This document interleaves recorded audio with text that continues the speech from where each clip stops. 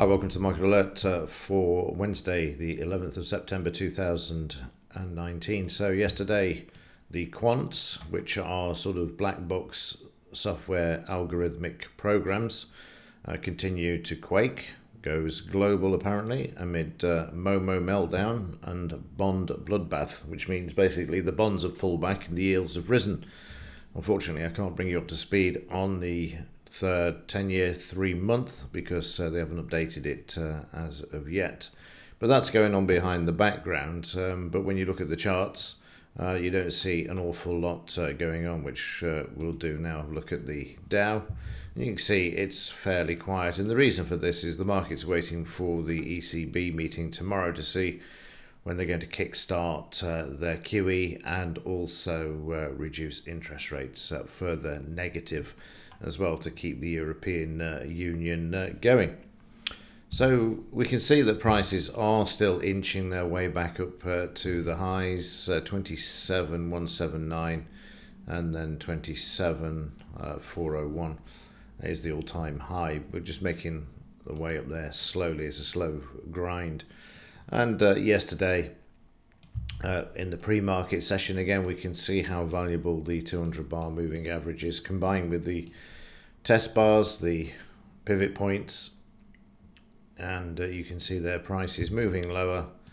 They pick up a bit of volume here. We then get a retracement.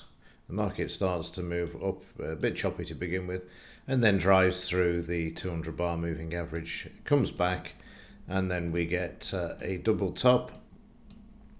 In fact, we get a triple top here. Let me just show this, more or less a triple top, you can see there. And then the market goes short, finds some support at the 200 bar moving average. We get a 62% retracement here off this short before the market then sits at the 200 bar moving average, which we can see there, and also the support one. And then the market before the close ramps to the upside there as prices close back above the 200 bar moving average. So overnight, prices are trading sideways to higher. You can see this volume here stopping the market, though prices coming off the highs and then trading sideways. And surprise, surprise, we've now got the market trading at 76% and holding here at the moment, because conversely we've got this low to this high. We've got the market sitting at 76% here as well. If this fails, the market will move through the high, then through the averages and trade back down towards this level.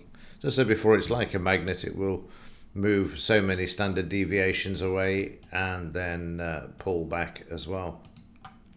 And one thing I'm doing at the moment is looking into smaller time frames as well to see what's going on with the 200 bar. I'm not looking at the signals or anything like that. I'm just watching to see how in intraday, when the market stops in the 5-minute chart, let's say around the high, then the reason for this is because there's a 200 bar MA in the 1 minute.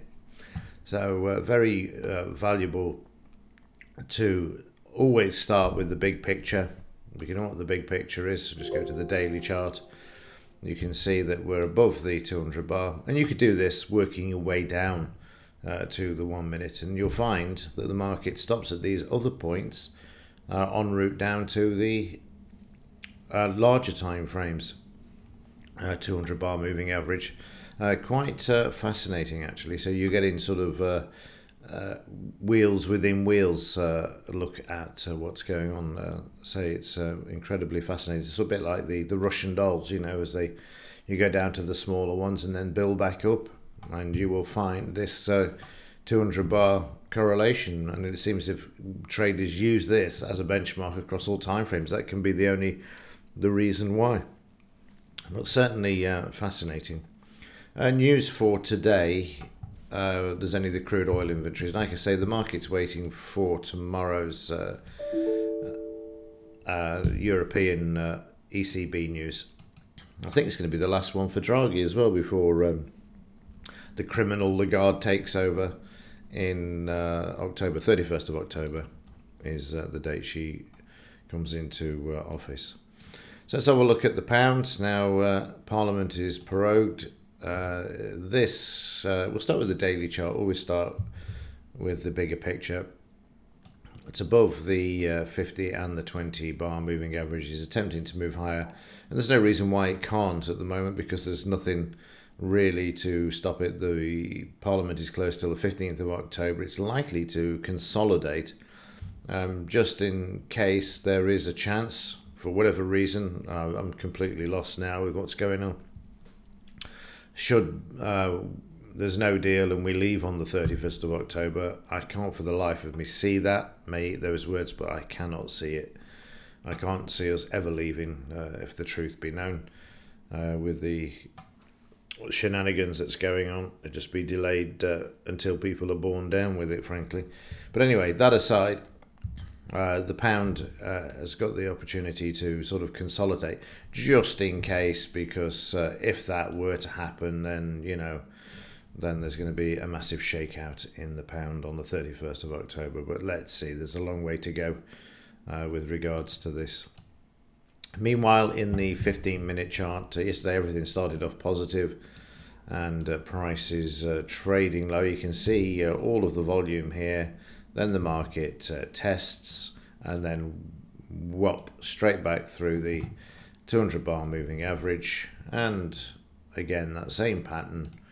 You know, who says the patterns don't repeat? So you only have to look at the market alert and see this. And you've got 62.76.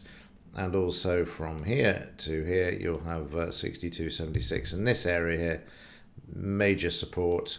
DP as well, great area to put a small stop below. And then the market trades back up. Where does it trade back up to? Just above 76% there. You'll see. Let's delete that one. Trades back above it, and then comes back below it after failing to move higher to do a double top. And from here to here, you see the market stop at 76% retracement and then move back.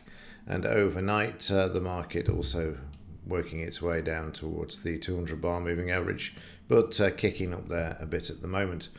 And again, in this one, you'll see this is the 5 minute, the market now trading above the 5 minutes. So if you wanted to get in on the upside of this move, nip down into the smaller time frame, and there's your cue there. Again, tight stops.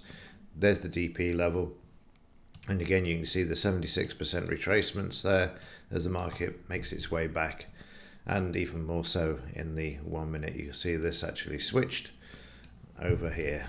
It's fascinating, absolutely fascinating how this is panning out. So I'm going to continue to work on this and try and implement some signals in smaller time frames for smaller risk.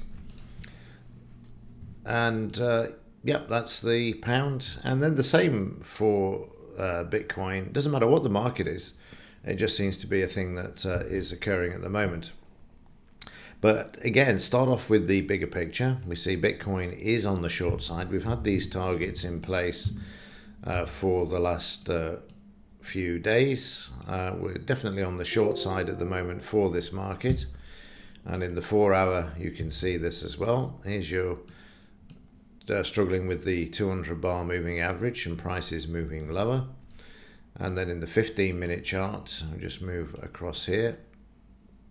We saw this switch here back on early hours of Monday morning, and then yesterday the market was really quiet to begin with, 2 losing trades, and then the market then combined with the 4 hour, the market below the 200 bar, below in the 15-minute, and then in the 5 minute. Again, you will see, I mean, this is just stunning, isn't it? I mean, you can see there. And then if we just scroll across here, I haven't actually looked at this, but I know we'll pick it up at some point as you go back. It'll be early hours, if not before. You can see there, and you get it there. And that, again, the market stays below it. Absolutely fascinating.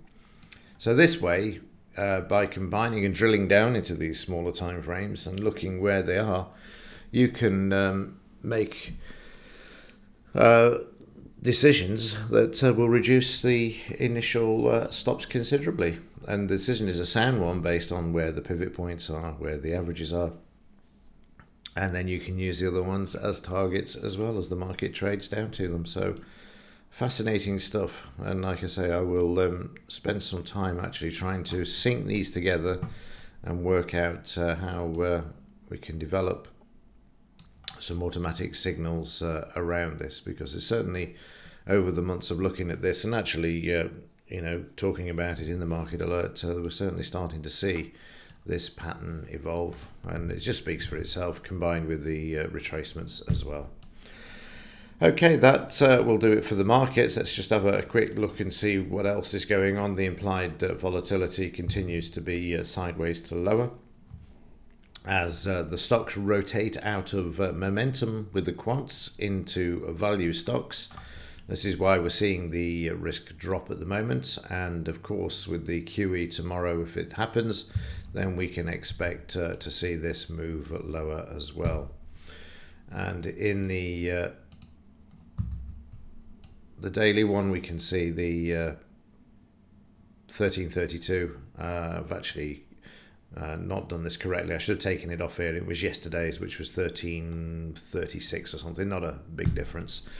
I didn't update that correctly, but whatever, we can see that they see less of a risk there at the moment.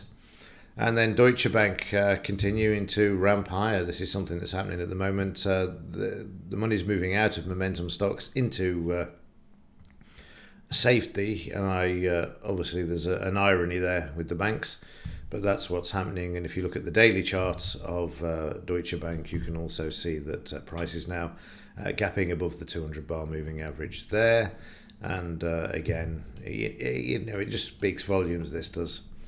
You can see the price is gapping above the 200 there in the hourly, and then they headed to the 200 bar in the daily. So again, doesn't matter what it is, this is going on all of the time. Okay, waffled on a fair bit this morning. Hopefully imparted some useful information there. Repeatable patterns are the key in trading. That's the thing. If you get repeatable patterns, then you can trade it. If you haven't, then it's just a stab in the dark. More on this as I continue to do the research and try and implement it into the software to make life a bit easier. And with that, as ever, thanks for watching. See you in the next one.